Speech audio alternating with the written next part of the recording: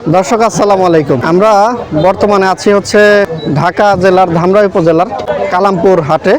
এই হাট সপ্তাহের বৃহস্পতিবার বসে, বেশ বৃহৎ একটি হাট। তো এই মুহূর্তে এই হাটের এখানে দেখতে পাচ্ছি বিভিন্ন বীজ, তারপরে চারা বিক্রি করছেন।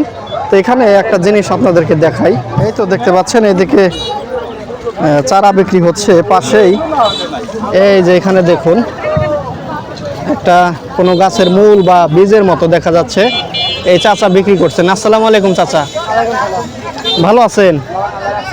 এটা কি চাচা? পটলের চারা। এটা কি মাটির নিচে হয়? এই যেখানে দেখাচ্ছেন মূলত কিভাবে বুনতে হবে। এটা কিভাবে বুনবে কাকা?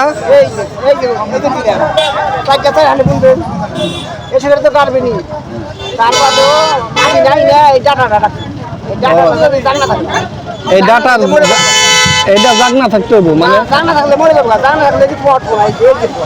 ও এটা ঢাকার না কোন? ও এইটাও ঢাকা লাগবে মাটি দিয়ে? এখন মাটি দিয়ে। ও একবার মাটি দিয়ে গেলাম 1 ইঞ্চি মাটি দিয়ে, বেশি দেন না, বেশি দিলে আবার পয়সা দেবো। এই যে পোড়া না মাটি দিয়ে পাইলে গরম পাইলেই ফসফরে জাগে।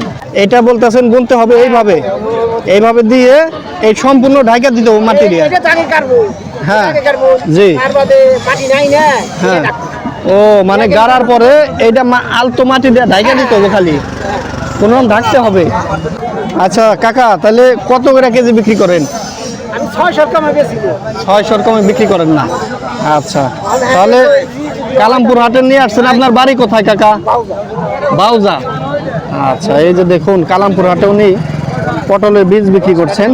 ওনার বাড়ি বলছেন বাউজা। এই যে দেখুন কিভাবে রোপণ করতে হবে সেটাও দেখিয়ে দিচ্ছেন, এবং মোটামুটি এই যে বীজগুলো, এই যে পটল এরকম হতে পারে একটা স্যাম্পল উনি নিয়ে আসছেন, নিজেই বুনছেন, পাশাপাশি এই বীজগুলা এই হাটে বিক্রি করার জন্য নিয়ে আসছেন।